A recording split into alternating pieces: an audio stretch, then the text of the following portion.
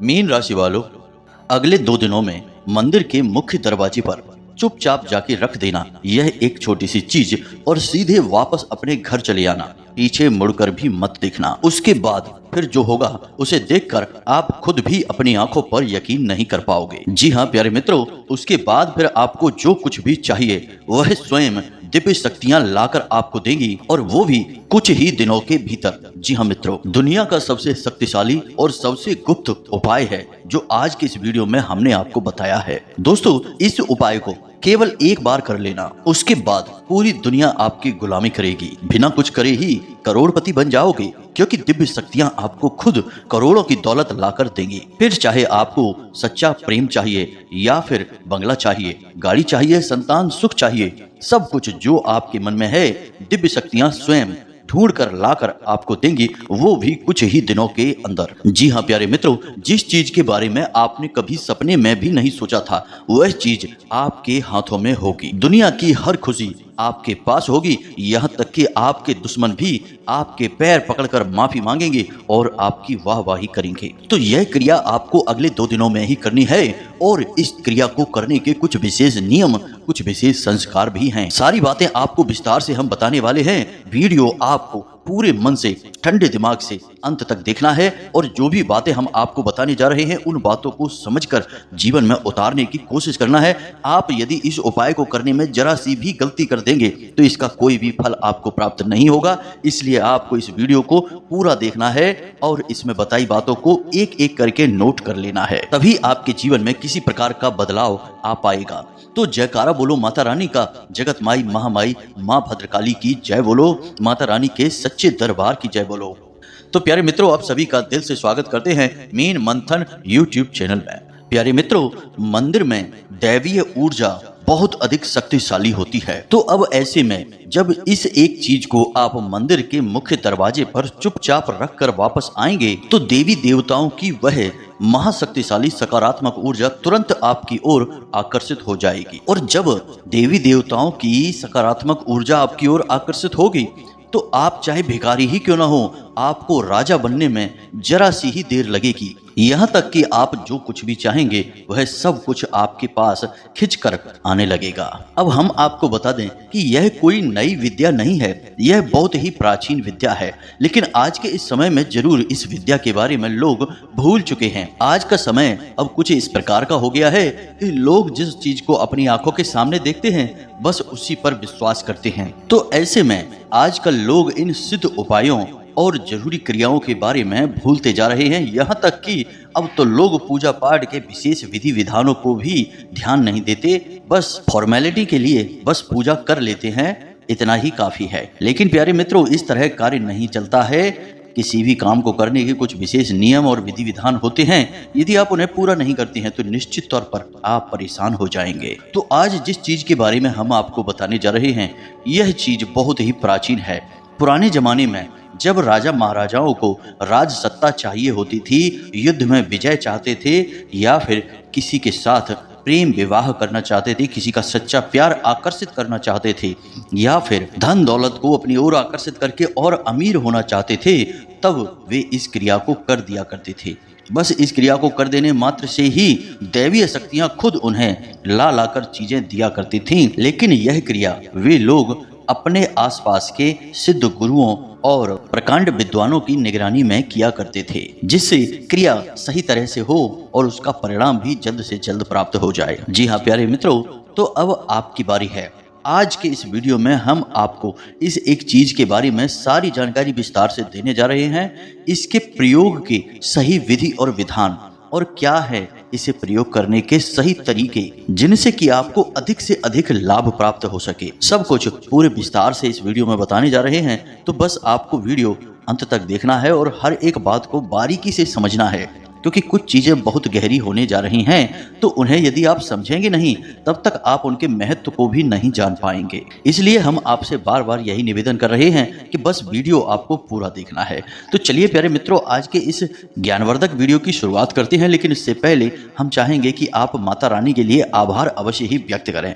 तो comment box में सच्चे भाव से, सच्चे मन से एक बार नहीं 3 बार लिखना, जय माँ भद्रकाली कृपा करो। माता रानी की आपको विशेष कृपा और आशीर्वाद प्राप्त होंगे और आपके जीवन में खुशियां ही खुशियां आ जाएंगी, आपकी मनोकामना पूरी हो जाएगी। इसी के साथ साथ प्यारे मित्रों, माता रानी के इस दास का आपसे एक छोटा सा निवेदन और है कि यदि आप इस चैनल पर पहली बार आए हैं तो इस चैनल को सब्सक्राइब करके बगल में जो घंटी का निशान है उसे भी अवश्य दबा ही दें।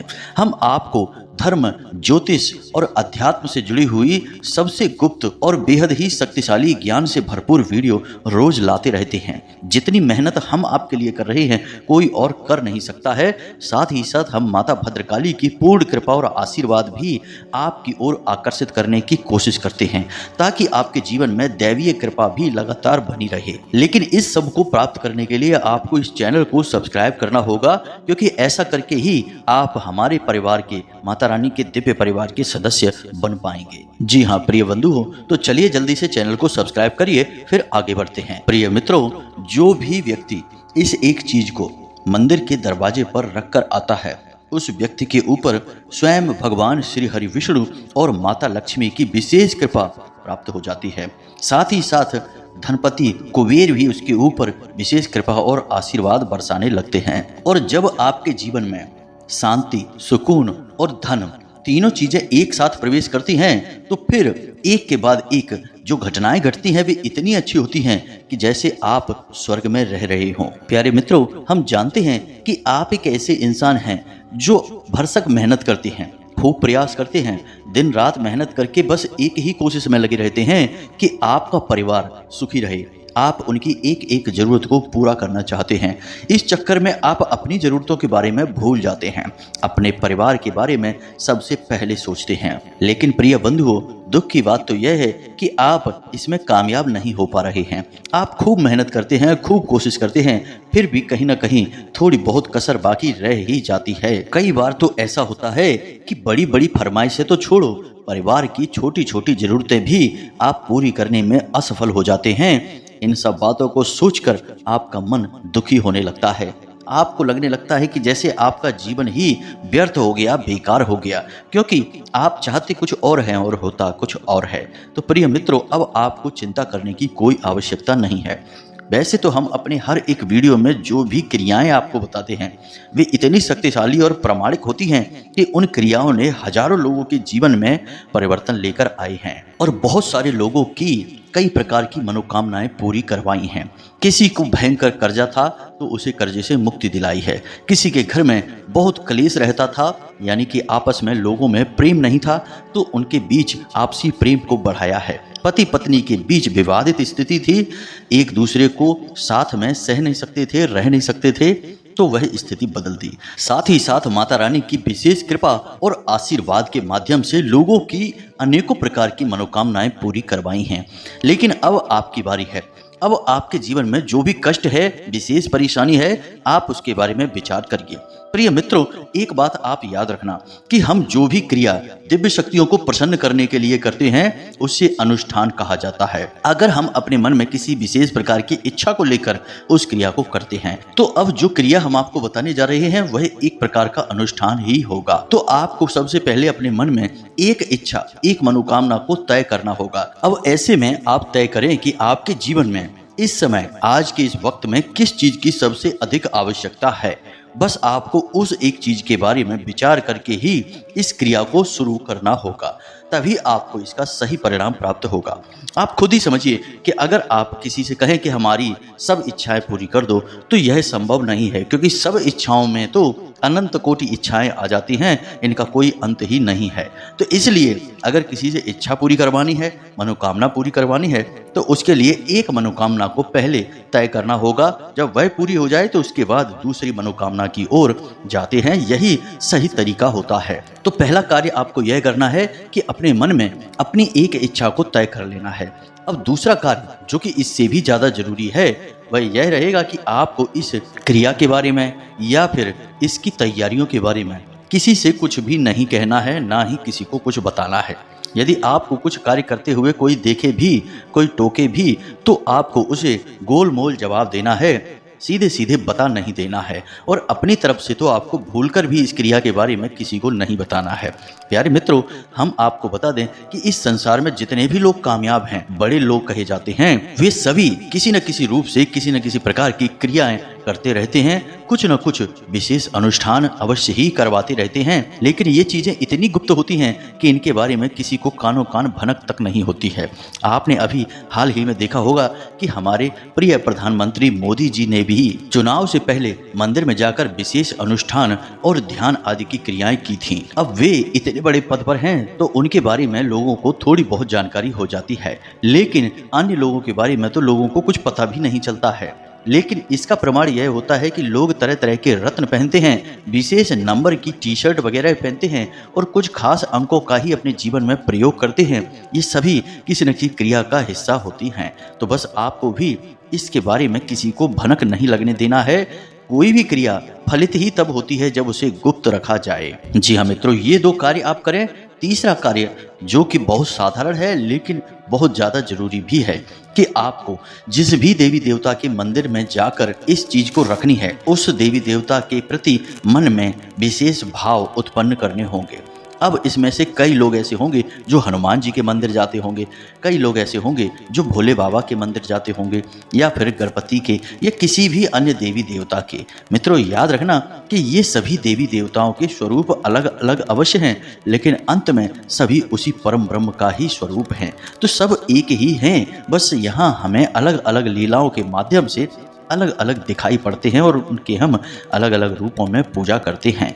तो आप इस भाव को अपने मन में अवश्य प्रकट करें कि ये जो देवी देवता हैं जिनसे आप यह अनुष्ठान में कुछ मांगने जा रहे हैं, वे देवी देवता आपको सब कुछ देंगे। जो आप चाहेंगे वह आपके पास आएगा। तो आपको उस देवी देवता के प्रति अपने मन में विशेष आदर भाव, विशेष प्रेम और भावनात्मक जुड़ाव महसूस करना होगा। देखो मित्रों, एक बात समझो कि कोई भी चीज है, अभी हम आपको सीधे सीधे बता दें कि इस चीज को जाकर चुपचाप रख दो, वह चीज काम नहीं करेगी। क्योंकि आप खुद ही समझिए कि डॉक्टर भी जब किसी को दवाई देते हैं तो पहले उस दवाई के प्रयोग करने के परहेज को बता देते हैं कि तुमको ये नहीं खाना है, ये काम नहीं करना है, इस तरह से यहाँ वहाँ नहीं घूमना है, आराम करना है। क्योंकि जितना दवाई जरूरी है उतना ही ये जो इनके परहेज हैं वो भी जरूरी होते हैं, क्योंकि इनसे माहौल निर्मित होता है तो दवाई ज़्यादा असर करती है। उसी प्रकार उपाय होते हैं, क्रियाएं होती हैं। इनके लिए यदि आपने विशेष माहौल का निर्माण नहीं किया तो ये क्रियाएं इतनी अधिक फलदायी नहीं होती हैं। तभी लोग ये कहते हैं कि गुरुजी हमने तो ये उपाय कर लिया, वो उपाय कर लिया और हमारे ऊपर इसका कोई खास प्रभाव दिखाई नहीं दिया। तो प्यारे मित्रों, बात यही है कि सुन सुनाकर किसी उपाय को कर लेने से फलित नहीं हो जाता। अगर ऐसे उपाय फलित होते तो इस दुनिया में कोई भी इंसान दुखी हो ही ना, क्योंकि उपायों की कमी नहीं है। हर दूसरा इंसान उपाय बताने में लगा हुआ है, लेकिन उपाय बताने वाले को भी नहीं पता कि ये उपाय कार्य कैसे करता है, और सुनने वाले को तो कभी पता चलेगा ही नहीं, क्योंकि शास्त्र तो उसने पढ़े नहीं है। हर एक उपाय किसी न किसी शास्त्र विधि से निकला हुआ होता है, वैदिक होता है, तभी वह फलित होता है। और जब कोई उपाय शास्त्रीय विधि से, वैदिक परंपरा से निकल कर आता है तो उस उपाय के कुछ वैदिक नियम भी होते हैं। अब आपने उन नियमों को तो बताया नहीं, सीधे उपाय को बता दिया और सामने वाले ने उपाय कर डाला और बाद में उसे कुछ भी हासिल नहीं हुआ। बाद में बोलते हैं कि उपाय काम नहीं करते, सब बेकार है। लेकिन प्यारे मित्रों, उपाय काम नहीं करते तो फिर आप एक बार कामाख्या देवी मंदिर जाकर देखो या फिर माँ बगलामुखी धाम पर जाकर देखो। आपको पता चल जाएगा कि बड़े से बड़े लोग जिन्हें आप आदर्श मानते हैं, बड़े बड़े नेता, अधिकारी, बिजनेसमैन, सब वहां पर लाइन में लगे हुए हैं, माता रानी की सेवा करना चाहते हैं, क्योंकि उनके जीवन में जो भी कुछ उन्होंने हासिल किया है वह देवी देवताओं की सेवा से, विशेष उपाय और विधि विधानों से ही हासिल कर पाए हैं। ये बात वे अच्छी तरह से जानते हैं। तो प्यारे मित्रों, जानबूझकर अनजान बने रहने से कुछ भी नहीं हो जाता है, बस ठोकरें ही मिलती हैं। क्योंकि जीवन में अगर सीधे सीधे मेहनत करने से कामयाबी हासिल होती, जैसा कि साधारण तौर पर लोगों को बताया जाता है कि मेहनत करोगे तो कामयाब हो जाओगे, तो फिर गधा जंगल का राजा होता, शेर नहीं। कोई मजदूर अरबपति करोड़पति होता, एक व्यापारी नहीं जो एयर कंडीशन ऑफिस में बैठकर करोड़ों का व्यापार करता है। तो खाली मेहनत से काम नहीं चलता प्यारे मित्रों, यह बात आपको समझनी होगी। तरकीबें, विशेष उपाय, क्रियाएं आपको करनी ही होंगी, तभी जीवन फलित होता है, दैवीय शक्तियां आकर्षित होती हैं और फिर आपको जो चाहे वह ला कर देती हैं। तो अब ये तो सारी बातें हो गई इस एक विशेष क्रिया के बारे में। अब एक छोटी सी बात और कि आपको जितना हो सके उतना पॉजिटिव रहना होगा, सकारात्मक रहना होगा। अपनी दिव्य शक्ति जिसकी आप पूजा पाठ आराधना करते हैं, जो आपके आराध्य हैं, उन पर पूरा भरोसा रखें। उन्हीं के मंदिर के मुख्य दरवाजे पर जाकर इस एक चीज़ को रखें और फिर मन में ऐसी कल्पना करें, ऐसा विचार करें कि देवी देवता ने आपकी बात सुन ली है, अब आपकी मनोकामना बहुत जल्द पूरी होने वाली है। जी हाँ मित्रों, हम आपको बता दें कि इस एक क्रिया में इतनी अधिक शक्ति है कि कई बार तो दिव्य शक्तियाँ सपने में प्रकट होने लगती हैं और जातक को सारी बातें बताने लगती हैं, सपने के माध्यम से संकेत देने शुरू कर देती हैं। लेकिन बात यहाँ पर फिर उतनी सी ही रहेगी कि आपको अपने मन में भाव तो रखना ही होगा। अब आप अगर शक रखेंगे कि पता नहीं काम होगा कि नहीं होगा, तो फिर काम नहीं ही होगा, क्योंकि इस संसार की रीति है कि सबका भला हो सकता है।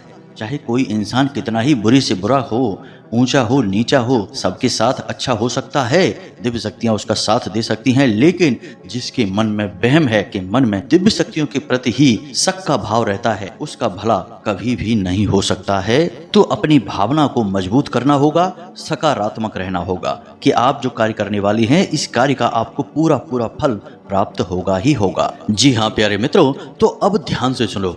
अब हम इस विशेष उपाय और इसकी क्रिया को आपको समझाने जा रहे हैं। यह उपाय आपको किसी ऐसे मंदिर में करना है जहां पर कि राम दरबार मौजूद हो, या भगवान श्री कृष्ण, या फिर भगवान श्री हरि विष्णु और माता लक्ष्मी की विग्रह मौजूद हो, यानी उनके मूर्ति स्वरूप मौजूद हो। तो इन मंदिरों के गर्भगृह के बाहर आपको यह उपाय करना होगा, यानी कि जहां मूर्ति स्थापित होती है उस कमरे का जो दरवाजा होता है उसे ही गर्भगृह का मुख्य द्वार कहते हैं। उसी द्वार पर आपको इस उपाय को करना होगा।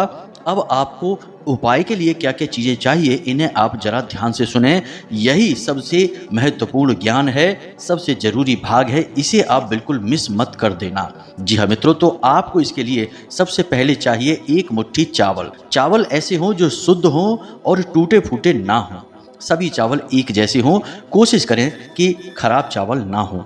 दूसरा कि आपको चाहिए एक पीले रंग का कपड़ा, चौकोर कपड़ा। इसी के साथ साथ लाल रंग का सिंदूर, एक चांदी का चौकोर टुकड़ा या फिर चांदी का सिक्का।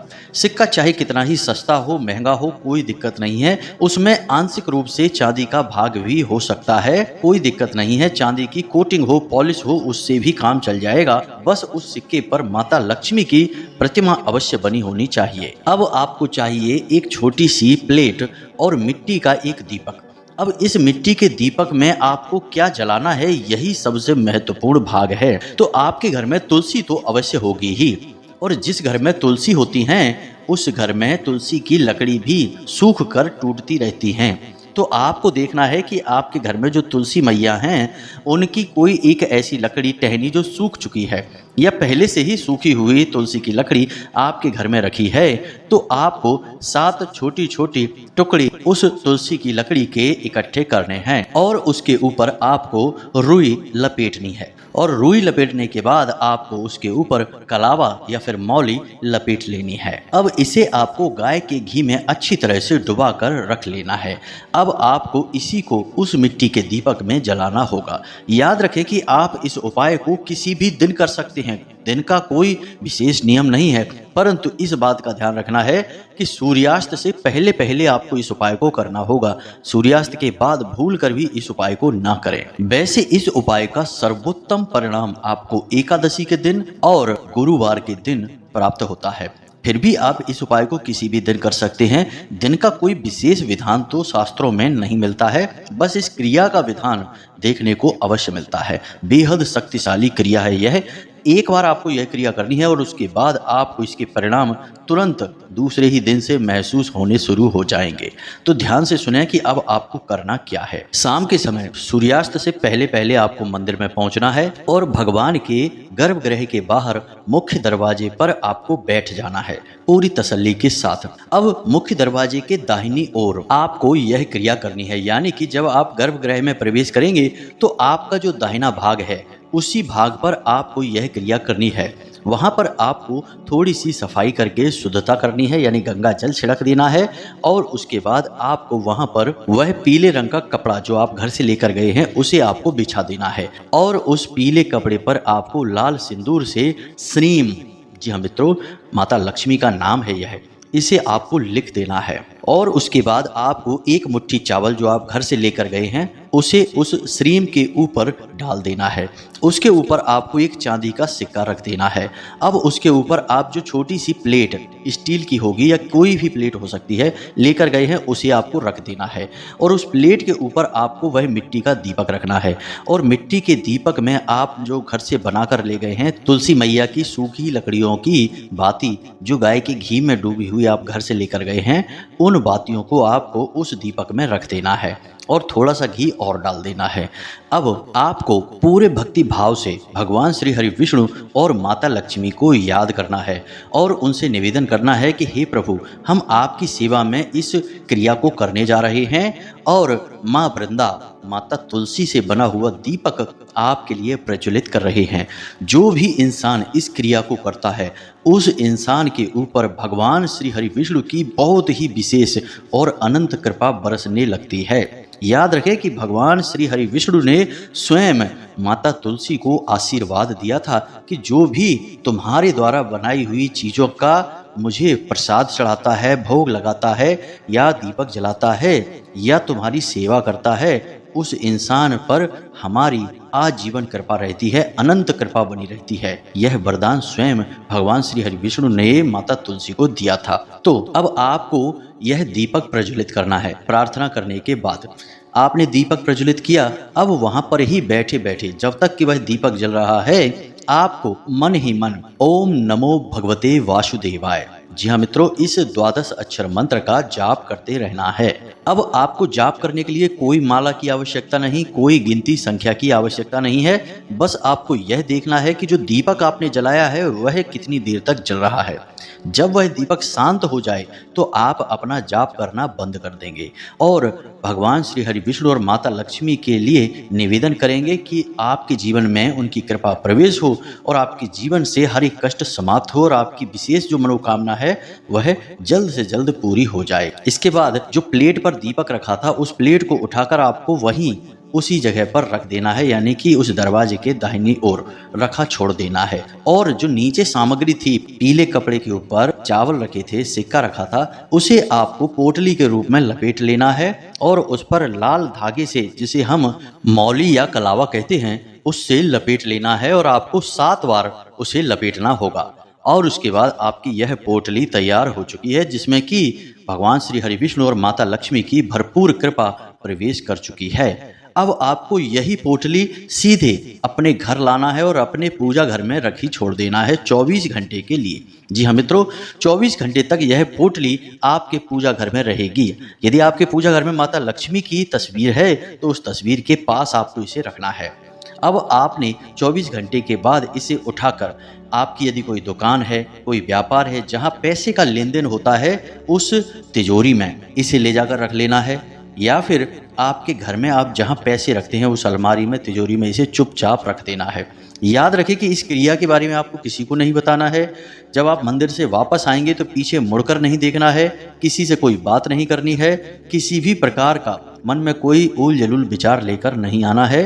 बस भगवान की भक्ति में रहना है और समझ लेना है कि अब भगवान की आपको विशेष कृपा प्राप्त होगी ही होगी। और एक बात हम आपको और बता दें प्रिय बंधु, कि हमने जिस को इस उपाय के बारे में बताया है उसने हमेशा आज तक हमसे एक ही बात कही है कि गुरुजी, इस उपाय ने तो हमारे जीवन में चमत्कार ही कर दिया। जैसे स्वयं भगवान श्री हरि विष्णु और माता लक्ष्मी प्रकट हो गए हैं हमारे जीवन में, कुछ को तो सपनों के माध्यम से भी माता रानी ने दर्शन दिए हैं या फिर कुछ आंशिक संकेत दिए हैं कि वे उनसे बहुत प्रसन्न हैं। प्रिय मित्रों, फिर से हम कहते हैं कि सारा खेल भाव का है, प्रेम का है, श्रद्धा का है। तो इसी भाव के साथ आप इस उपाय को करिए और फिर हमें इसके परिणाम बताइए कि कैसे प्राप्त हुए आपको नतीजे। अब यदि कोई प्रश्न आपके मन में उठ रहा है तो आप प्रश्न हमसे कमेंट में भी पूछ सकते हैं या फिर सीधे व्हाट्सएप नंबर पर भी मैसेज करके प्रश्न पूछ सकते हैं। हमें जब समय मिलेगा, हमारा ज्यादातर समय साधनाओं में गुजरता है, तो जब हमें समय मिलेगा तो हम आपके प्रश्न देखेंगे और आपको जवाब अवश्य ही देंगे। तो इसी के साथ साथ आज की इस वीडियो को विराम देते हैं। कमेंट में पूरे भक्ति भाव के साथ जय माँ भद्रकाली, जय माता लक्ष्मी अवश्य लिख देना। माता लक्ष्मी की और माँ भद्रकाली की आपको विशेष कृपा प्राप्त होगी। हमेशा हंसते रहें, मुस्कुराते रहें, सकारात्मक रहें। याद रखें कि आपके ऊपर माता रानी की छाया उनकी कृपा आ चुकी है, क्योंकि आप धाम से जुड़ चुके हैं, माता रानी के दिव्य परिवार के सदस्य बन चुके हैं। तो प्रेम से बोलें, जय माई की, जय मां भद्रकाली। माता रानी आपका निश्चित कल्याण करेंगी। धन्यवाद।